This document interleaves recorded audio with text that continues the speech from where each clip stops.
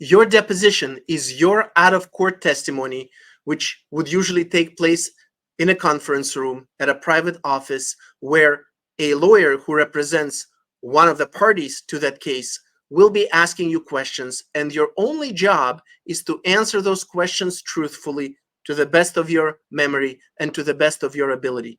Here are my 5 simple practical tips to help you do really well at your deposition.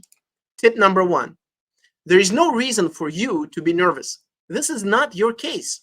You're only there to testify about any facts or documents relevant to the case which you're not participating in. Which party wins or loses in that case should not matter to you. So there's no reason to act nervous or be nervous.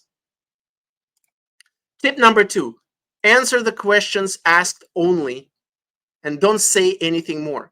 You're not there to tell stories, to explain or convince anyone of anything. You're not there to sit and talk on and on and on about the things that you like to talk about. That's not the purpose of the deposition. You're only there to answer the specific questions asked. So if someone, for example, not someone, if the lawyer asks you what your job title was at the time of the incident, the answer is, I was a senior engineer, or I was a department nurse. Not I was a senior engineer because I was promoted 2 weeks before that and I also got a positive performance review. No one asked you whether you were promoted and why and what kind of review you received earlier. All you were asked is what your position was, and your answer should only include information responsive to that question.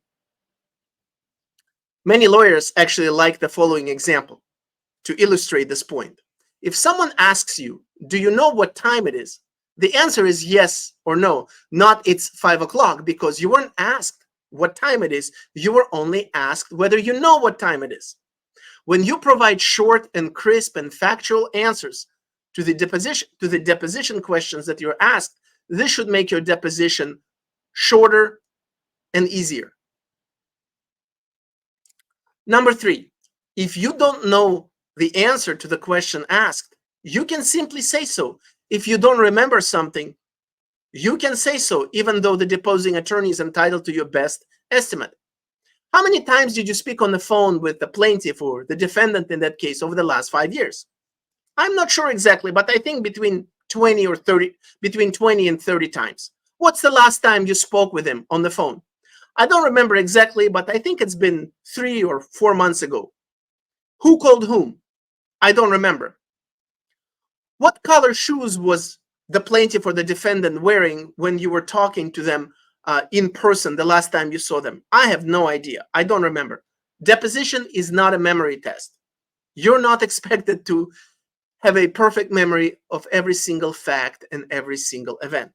So you don't need to worry about it either.